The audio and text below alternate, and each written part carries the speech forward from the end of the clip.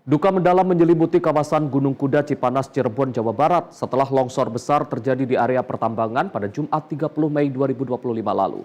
14 penambang ditemukan tewas di tempat, sementara 8 lainnya masih dalam pencarian hingga Sabtu malam. Peristiwa itu membuat pemerintah setempat menetapkan status tanggap darurat bencana sekaligus berkoordinasi intensif dengan Badan Nasional Penanggulangan Bencana atau BNPB. Namun semua itu bukan bencana alam semata, tapi ada bencana kelalaian serta pelanggaran hukum. Larangan sudah ada, surat peringatan sudah dikeluarkan, tapi tambang tetap berjalan. Mengapa bisa? Siapa yang harus bertanggung jawab? Dan yang paling penting, bagaimana nasib masyarakat yang selama ini bergantung pada tambang, kini justru menjadi korban dari sistem yang abai. Pemirsa, bersama saya Arif Rifai, inilah Sinpo Editorial, Petaka Longsor Gunung Kuda.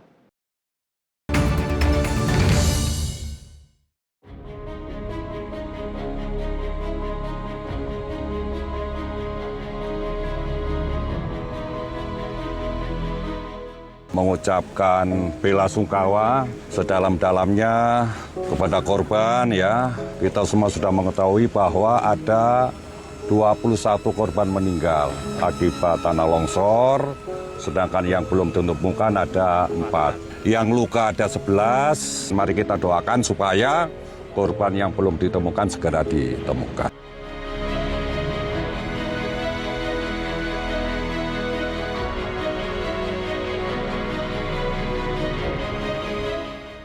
Dua orang tersangka dengan inisial AK yang merupakan Ketua Koperasi Al-Ajariyah selaku pemilik tambang yang beralamat di Desa Bobos, Kecamatan Duku Puntang, Kabupaten Cirebon. Kemudian tersangka yang kedua yaitu inisial AR yang merupakan Kepala Teknik Tambang atau pengawas ya.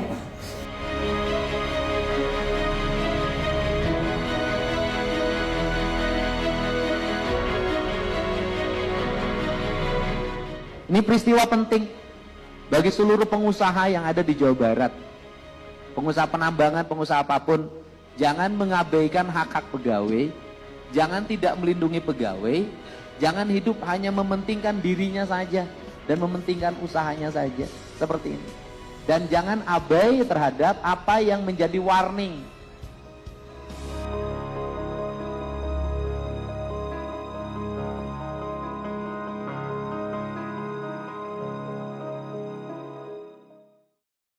Pemirsa, saat ini kami sudah bersama dengan Redaktur Pelaksana Sinpo ID, Bayu Primanda, untuk membahas tema kita pada hari ini terkait dengan tragedi longsor di Gunung Kuda. Mas Bayu, apa kabar Mas? Baik.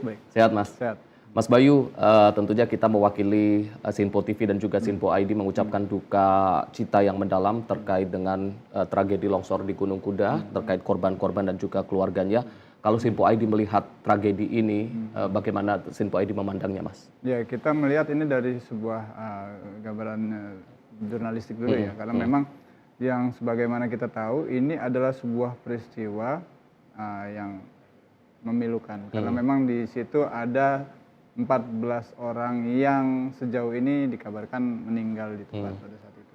Namun masih ada 8 orang lainnya yang masih dalam proses pencarian. Kita harapkan proses pencarian ini bisa berjalan maksimal sehingga pihak-pihak yang dinyatakan sebagai korban yang hilang ini bisa segera ditemukan dan kembali dipertemukan dengan kerabat keluarganya. Sebagaimana kita tahu, wilayah Cirebon, khususnya di Gunung Kuda ini, ternyata berdasarkan hasil investigasi awal, ternyata sudah ada pelarangan adanya aktivitas tambang di wilayah tersebut. Namun ada upaya memaksa dari para penambang sehingga mereka tetap melakukan aktivitas penambangan, dan yang sangat disayangkan pada akhirnya sebagaimana kita tahu akhirnya ini menjadi sebuah peristiwa yang cukup memilukan. Berarti secara nggak langsung warga Gunung Kuda sendiri juga berduka atas peristiwa tersebut. Yang harus menjadi catatan di sini adalah bagaimana pemerintah pada akhirnya harus menyikapi secara tegas bila mana seandainya terjadi sebuah penambangan yang ilegal dan masih memaksa untuk tetap melakukan aktivitasnya. Ini menjadi sebuah pembelajaran bersama ya, nggak hanya cuma sekedar para penambang, tapi juga masyarakat luas. Karena memang bila ada upaya untuk memaksa sementara sudah ada larangan sebelumnya, berarti secara nggak langsung ada resiko yang cukup besar bila seandainya penambangan tersebut masih terus dijalankan.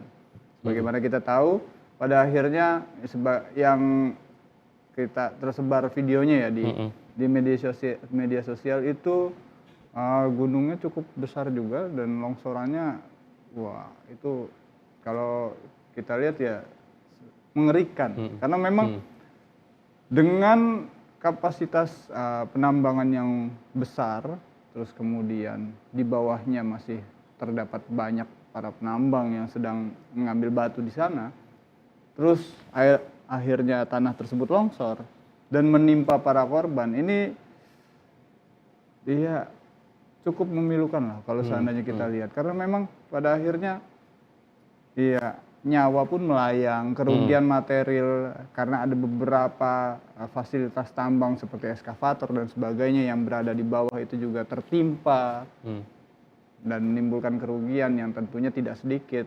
Belum juga keluarga yang ditinggalkan yang pada akhirnya terpaksa harus kebingungan menggantungkan hidup kepada siapa lagi, karena memang banyak tulang punggung keluarga yang bekerja di tambang tersebut.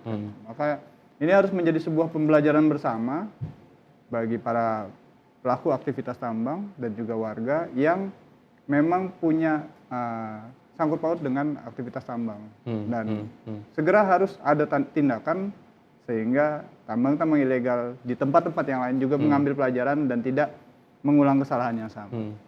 Dan permasalahan tambang ilegal ini sebenarnya tidak hanya terjadi di Gunung Kuda tersebut, namun di beberapa tempat di Indonesia juga masih banyak tambang-tambang ilegal, dan peristiwa ini harusnya menjadi pelajaran yang bisa diambil oleh masyarakat yang mungkin saat ini memang masih melakukan aktivitas tambang ilegal ini, Mas. Betul, karena memang bila seandainya tidak menjadi sebuah cambuk buat para pelaku tambang, tidak menutup kemungkinan akan ada peristiwa serupa yang bakal terulang seperti itu. Baik, Mas Bayu, kita akan lanjutkan lagi perbincangan kita usai jeda pariwara. Pemirsa jangan kemana-mana, usai jeda kita akan kembali lagi. Tetaplah bersama kami di Sinpo Editorial.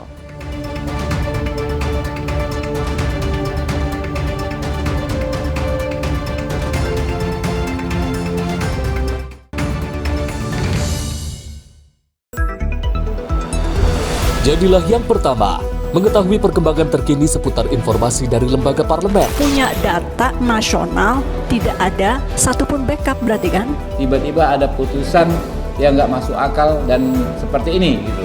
Kita biarkan rekomendasi kepada KPK, periksa! Kami hadirkan informasi paling akurat untuk mengawal setiap informasi dalam rapat komisi dan paripurna. Tentunya bersama saya Andi Rezaldi yang telah kami rangkum dalam program Sinpo Parlemen. Saya Arif Rifani. Saksikan Sinpo Parlemen setiap Sabtu pukul 6 pagi hanya di Sinpo TV. Pemirsa, Sinpo TV kembali hadir menemani Anda dengan berbagai informasi yang telah kami rangkum dalam sepekan. Sajian lengkap informasi sepekan kami hadirkan untuk Anda. Badan Legislasi DPR menemui masa unjuk rasa di depan gedung DPR RI Senayan, Jakarta. Menemani akhir pekan Anda bersama keluarga dengan rangkuman berita menyeluruh dalam Sinpo Sepekan setiap minggu pukul 6 pagi hanya di Sinpo TV.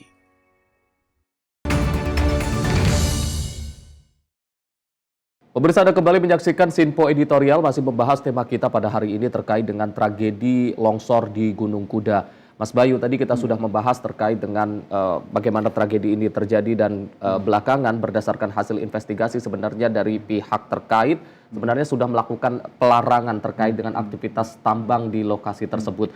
Dan belakangan juga sudah ditetapkan ada 2 tersangka yang kita tahu ini merupakan tambang ini milik koperasi dari salah satu pondok pesantren.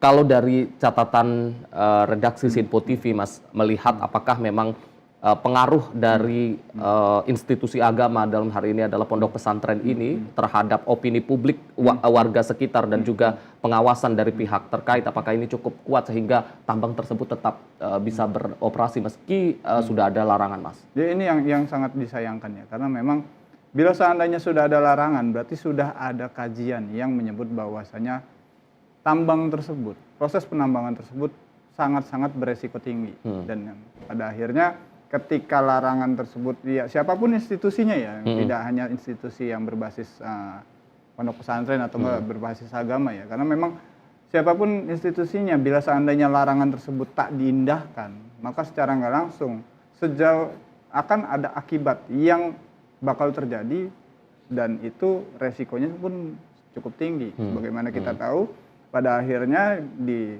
tambang, kalau nggak salah lokasinya Galian C ya, itu ada sekitar, kalau seandainya 8 orang yang sejauh ini belum ditemukan dan itu termasuk sebagai korban, berarti total korbannya ada 22 orang. Dan ini yang sangat-sangat disayangkan. Semua pihak harus belajar lah dari peristiwa yang sudah terjadi. Siapapun institusinya, mau itu yang berada di bawah organisasi keagamaan ataupun yang berada di tingkat profesional sekalipun, itu juga tetap harus melakukan kajian dulu sebelum mereka melakukan penambangan. Bila seandainya ada larangan, sebagaimana kita tahu, karena larangan tersebut kan dikeluarkan ketika ada kajian yang menyebut bahwasanya kemiringan tanah itu sekitar 45 derajat dan proses penggalian yang dengan teknik cutting itu cukup membahayakan, beresiko tinggi. Bila seandainya nantinya terjadi sebuah longsoran, maka yang melakukan proses cutting yang ada di bawahnya ini yang akan menjadi korban, dan itu terbukti kemarin di Gunung Kuda.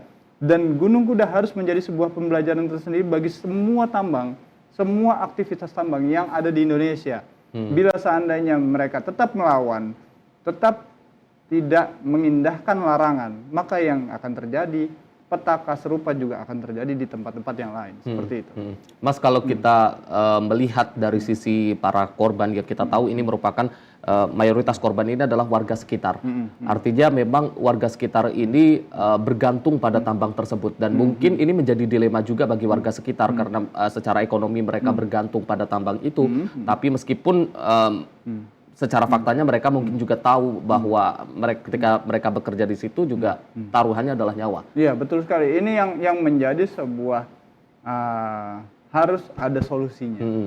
Mengingat ini wilayahnya Jawa Barat, dan itu juga menjadi ujian pertama ya di pemerintahannya Kang Deddy Mulyadi sebagai gubernur. Ini menjadi sebuah ujian yang harus bisa segera dicari solusinya. Bila seandainya terkait masalah penanganan anak, seorang Deddy Mulyadi bisa memberikan solusi untuk kemudian dikirim ke barak. Kalau seandainya penambang ilegal, apakah solusinya yang bakal dikeluarkan? Ini yang tentunya sangat-sangat dinanti oleh masyarakat, kebijakan barunya untuk kemudian bisa setidaknya menghindari terjadinya petaka serupa di wilayah-wilayah yang terdapat aktivitas tambang ilegal. Dan ini juga sejauh ini redaksi melihat upaya yang sudah dilakukan oleh seorang gubernur Jawa Barat ini cukup tegas juga ya, karena memang dari total ada 3 usaha tambang yang di bawah koperasi yang sebagaimana kita tahu itu Kopontren Al Azhariyah ya, itu sudah langsung dilakukan penutupan secara tegas, dan kemudian kita harapkan ini bisa berjalan lebih lanjut ya, ada pengawasan lebih lanjut lagi bagaimana bila seandainya masih ada upaya-upaya tambang ilegal di tempat yang lain, bisa kemudian segera ditindak tegas dan ditutup. Setidaknya seperti itu. Karena memang yang di Gunung Kuda ini mungkin bisa menjadi sebuah fenomena gunung es. Jadi tampaknya saja mungkin hanya ada di Gunung Kuda, tapi di tempat lain nggak menutup kemungkinan itu masih ada aktivitas-aktivitas tambang ilegal. Ini harus segera disisir nih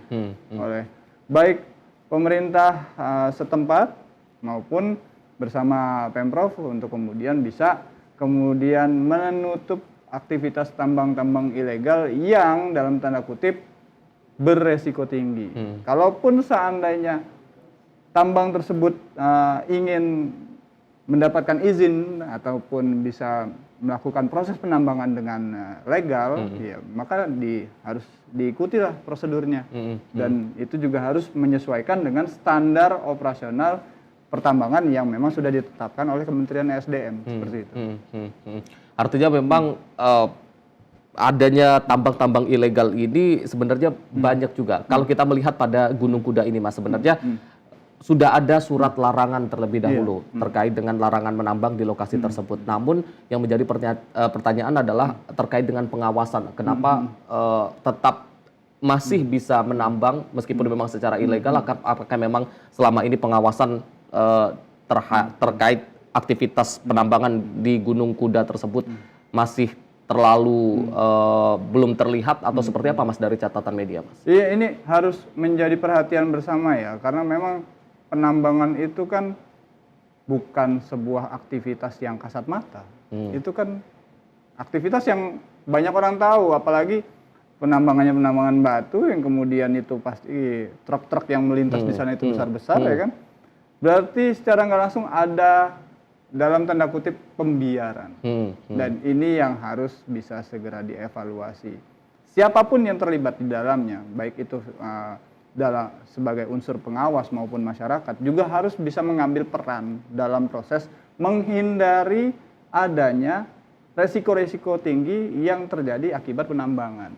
Makanya kita juga harapkan publik bisa bersama-sama belajar dari kasus petaka Gunung Kuda ini, untuk kemudian bisa menjadi sebuah pembelajaran tersendiri agar peristiwa serupa tidak terjadi lagi. Karena memang bila seandainya proses pengawasannya itu ketat, baik itu dari publik yang juga dilibatkan maupun juga masyarakat setempat maupun pemerintah setempat dan aparat penegak hukum, maka proses penambangan ilegal tentu akan bisa lebih dihindari lagi. Baik, Mas Bayu, kita akan lanjutkan lagi perbincangan kita usai jeda pariwara. Pemirsa jangan kemana-mana, usai jeda kita akan kembali lagi. Tetaplah bersama kami di Sinpo Editorial.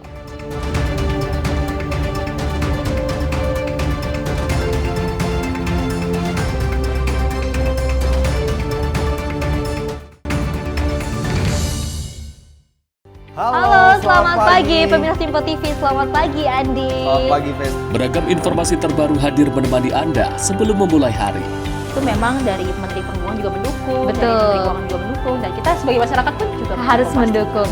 Mengangkat isu yang tengah menjadi pembicaraan paling hangat. Semarakan pagi Anda bersama Menyapa Pagi. Setiap Senin hingga Jumat pukul 6 pagi. Hanya di Sinpo TV.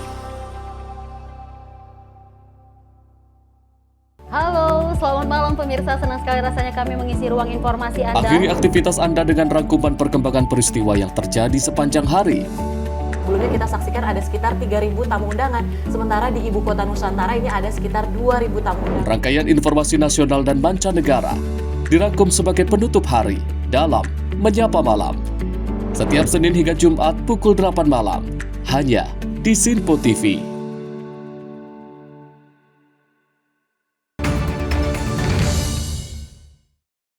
Pemirsa, Anda kembali menyaksikan Sinpo Editorial, masih membahas tema kita pada hari ini terkait dengan tragedi tambang Gunung Kuda. Mas Bayu, kalau kita melihat saat ini memang sudah ada 2 tersangka yang ditetapkan sebagai tersangka, dan kalau Mas Bayu melihat apakah ini nantinya akan berhenti pada 2 tersangka ini atau ada kemungkinan tersangka-tersangka lain, terutama dalam mungkin dalam ranah korporasi atau mungkin dalam pengawasan dan lain sebagainya, atau perlu audit yang lebih mendalam terkait dengan kasus ini, Mas? Ya, selayaknya sih dilakukan audit yang lebih mendalam lagi untuk kemudian bisa dikaji, dilihat lagi apakah hanya 2 orang tersangka saja yang memang berperan penting untuk terjadinya sebuah peristiwa tersebut, atau memang ada orang yang memang sengaja mendapatkan keuntungan untuk kemudian dia tidak melakukan pengawasannya dengan baik. Siapapun itu ya, apakah itu dari unsur penegak hukumnya atau dari unsur aparat, maksud saya dari unsur pemerintahannya. Ini yang tentu harus bisa diinvestigasi lebih lanjut lagi. Karena memang aktivitas tambang yang dilakukan secara ilegal ini bukanlah aktivitas yang kasat mata. Ini semua orang tuh bisa melihat karena memang yang ada di sana itu ya, sangat kelihatan sekali, dan bila seandainya aktivitasnya bisa terus dilakukan secara, bahkan ini sudah ada beberapa kali larangan, berarti secara nggak langsung aktivitasnya sudah panjang nih, sudah lama dilakukan. Berarti secara nggak langsung sepanjang itu proses penambangan dilakukan ada dugaan pembiaran. Ini yang harus menjadi sebuah catatan tersendiri untuk kemudian para pihak terkait atau enggak aparat penegak hukum bisa kemudian melakukan tindakan terhadap pihak-pihak yang ikut terlibat dalam proses pembiaran tersebut. Karena memang 2 orang yang dijadikan tersangka ini tidak menjadi sebuah acuan bahwasanya proses peristiwa longsornya galian C di Gunung Kuda ini terjadi.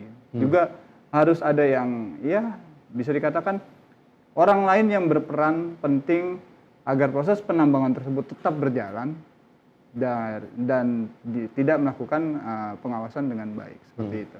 Dan bukan hanya sekedar ini selain itu juga perlu ada evaluasi mendalam untuk kemudian diberikan solusi. Karena memang warga Gunung Kuda sendiri sejumlah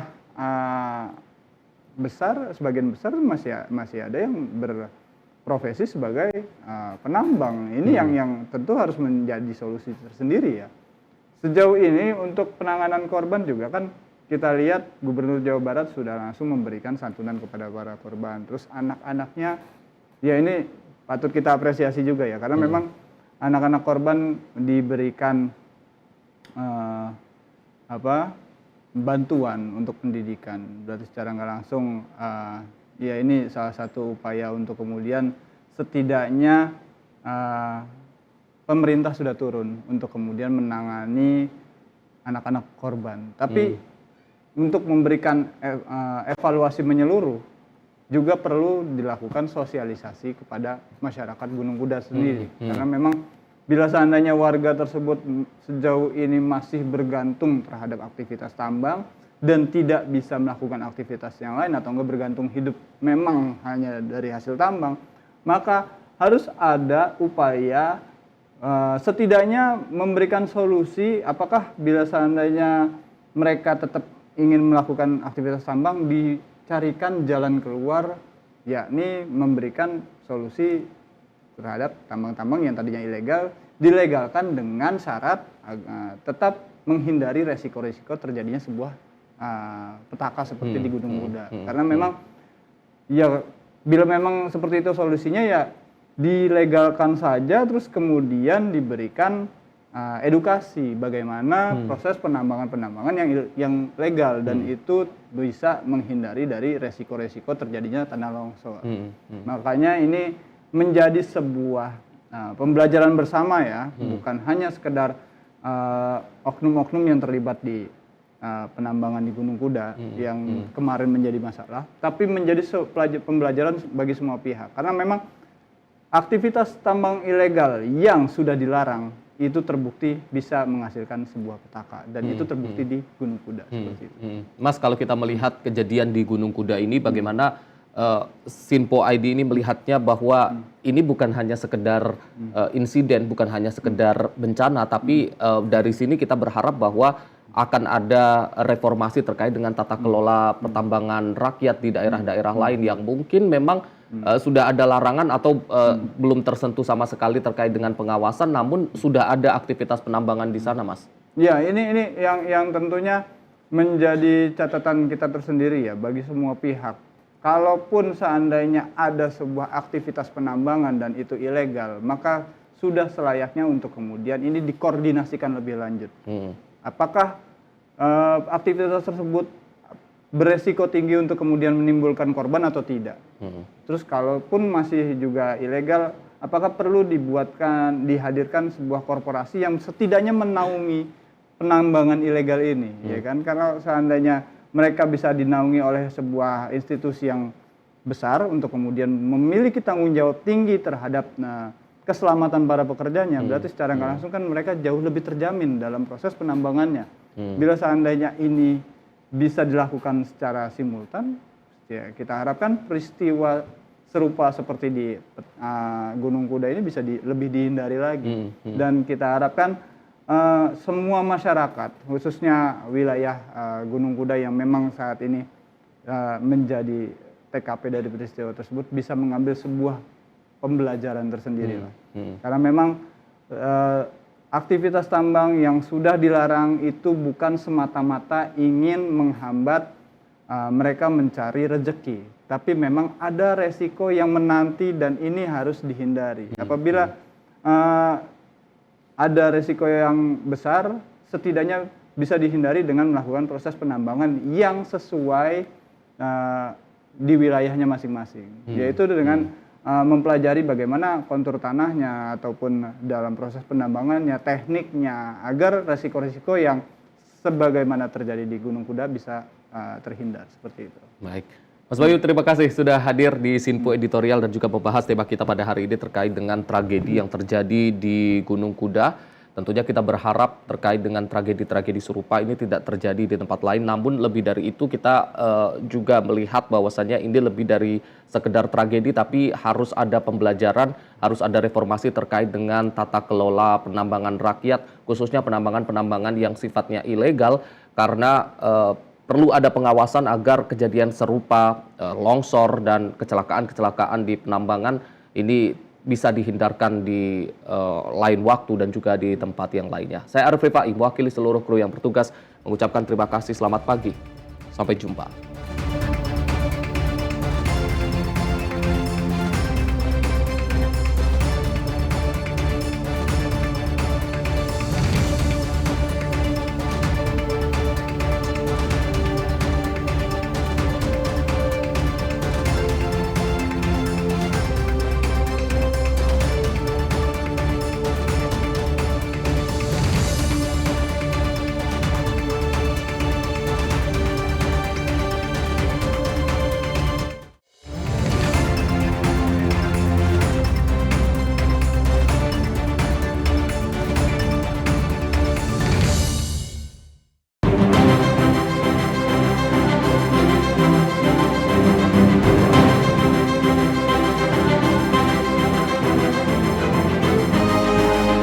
Sinpo TV, News, Sport, Entertainment.